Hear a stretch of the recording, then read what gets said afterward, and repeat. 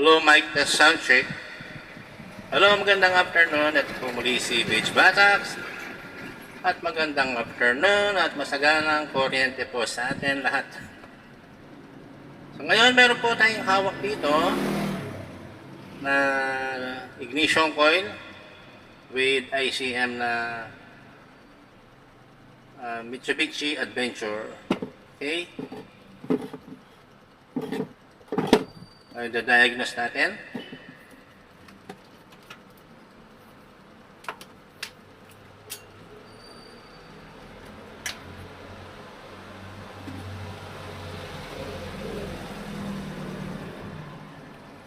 Okay.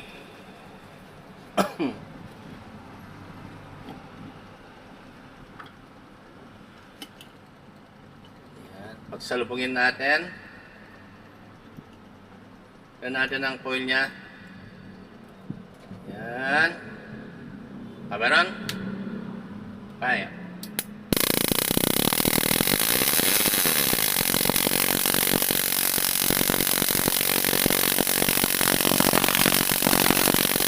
Okay. Ignition coil is 100% good po. Okay. Gawi po tayo sa ICM niya. Ito po yung G121 ICM na 3-pin.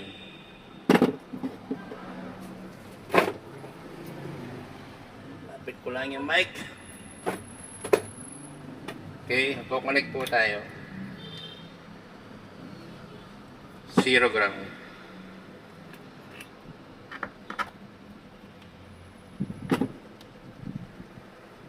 Positive.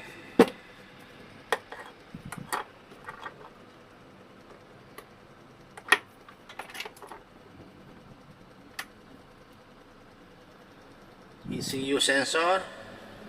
Excuse. Power on.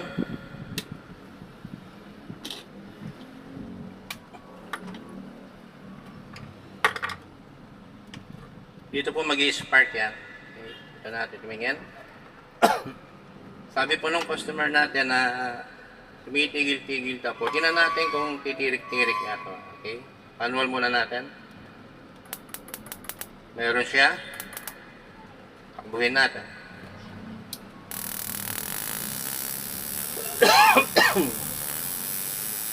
Nasa 5,000 RPM po tayo. 5,500 RPM.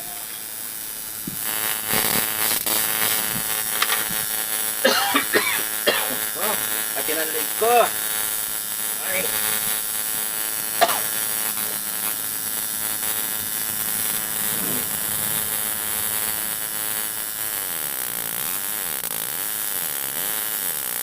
Bali, naka-road test po tayo niyan. High speed ng 5,500 RPM. Ang babaan po natin 5,000, 4,000 RPM, 3,500, 3,000. Yun, namatay, tumirik po. Ibig sabihin po niyan, ang ICM po ay may problema. Nagmamalfunction na po siya. Napapagana yung kotse, kaso tumitigil. Tumitirik, hindi nakakalayo, depende. Gagawin po natin dito ay sabihin ko muna, dahil pag papagita ko matatagal po yung video, mahaba. Ngayon, magbubutas po ako dito. Bubutasin ko yan, dito. Yan.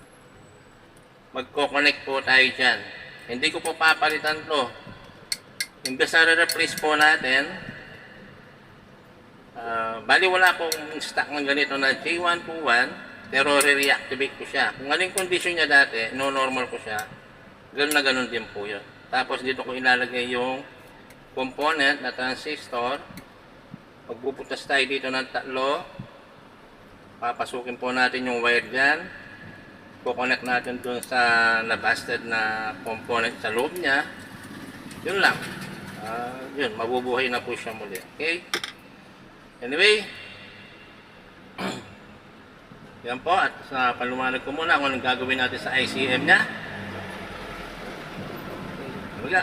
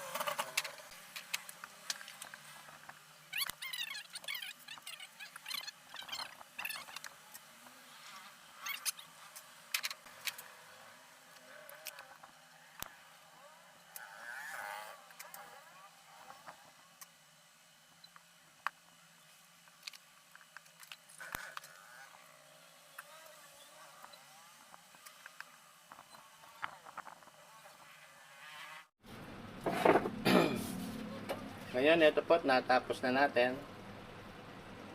Nadikitan ko na rin po siya ng paikot. Ngayon, ito po ang ginawa natin. Hindi po tayo nagpalit ng ICM. Ang tawag ko po dito ay reactivation. Oo.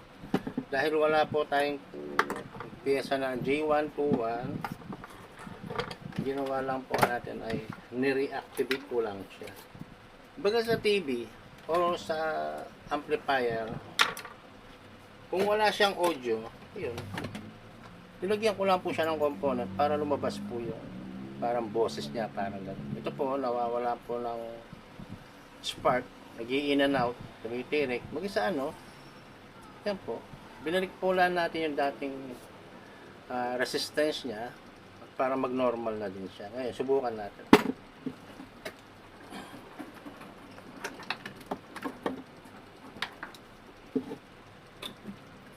Connect po tayo. Yan.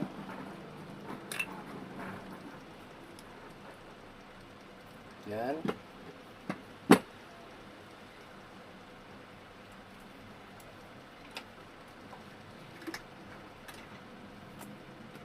Ito nalaglag.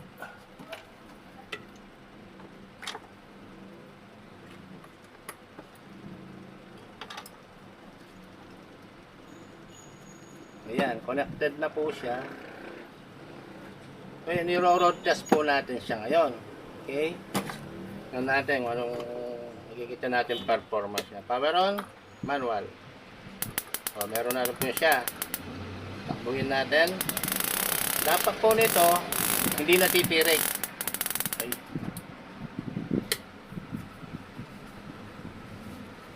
Close sound check. Sorry. Tanggal pala yung microphone. Ayan, bali nakita nyo po at ikinonect ko na po siya. Kalimutan ko naman hirap yung microphone. Ayan, kinonect po natin yung mga connection. Dahil tulad po ng nasabi ko kanina, medyo malayo yung microphone. Ito pong ICM ay ni-reactivate lang po natin at hindi natin siya pinalitan. Tulad na nakita nyo, binutasan ko lang siya, naglagay ako ng wiring. Nagdagdag po tayo ng isang component dito. Yan, dinikit ko lang siya. Importante, meron po tayo nilagay na mica para hindi po mag-short doon sa metal. Dahil pong init na nilalabas nito ay doon po dumadaloy. Tama na nag-init po kasi maganda siya mag-perform. Diba? Ngayon, paganahin natin siya. Kasi tumitirik siya kanina, di ba? Tignan natin ngayon kung ito ay titirik pa rin. Okay? Power on.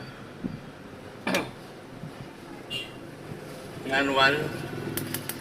Meron. Okay? Takbuhin natin. Yan. Sagat natin ang 5,500 RPM o yung 6,000 mga. Medyo lumakas siya ngayon. Okay? Ayan po. At hintayin lang natin tulad kanina nung tinesting natin siya na hindi pa siya na-reactivate. Tumirik siya, di ba? Abangan natin. Kung anong pagkikita niya performance.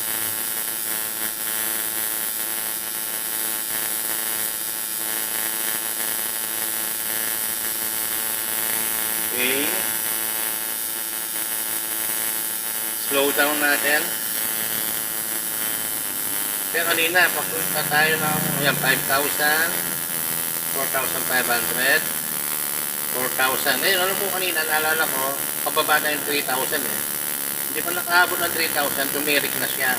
Tignan natin siya ngayon, 3,500, 3,000, okay, 3 pa rin, 2,005, 2,000 RPM. Yan, bumaba na bumaba. 1,500 and then 1,000 RPM. Yan ang pinaka-minor niya.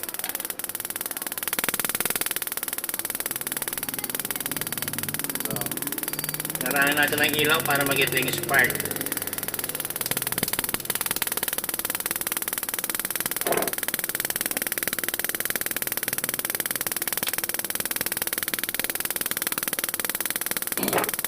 Yan, nadidinig na natin, nakikita pa natin yung spark. Okay? Kitin natin. 2,000. 3,000 RPM. 4,000 RPM. 5,000. 5,500. 6,000 ang maximum. Okay. Ayun, 5,500. Todo na po yan.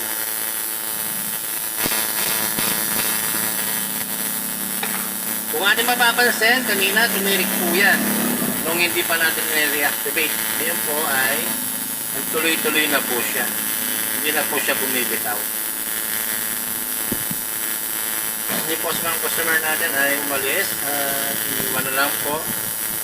Ginawa ko lang ito, may video naman po siya. Hindi ko lang maibabanggit nyo ng pangalan nila. Alam mo siguro, itatype ko na lang dun sa intro ng video natin, kung may-ari, kung taga saan siya. Okay. Ayan po, anyway. At nakita po natin na isang resulta naman ginawa natin. Ito po ay Mitsubishi Adventure. At malfunction na po itong ICM niya. Wala tayong piyesa. Ginawa ko lang ay reactivate. O reactivation lang po. At muli po siyang gumana. Ayan po muli. Ito si Mitsubishi Batak sa isang Mitsubishi Adventure Reactivation. Salamat!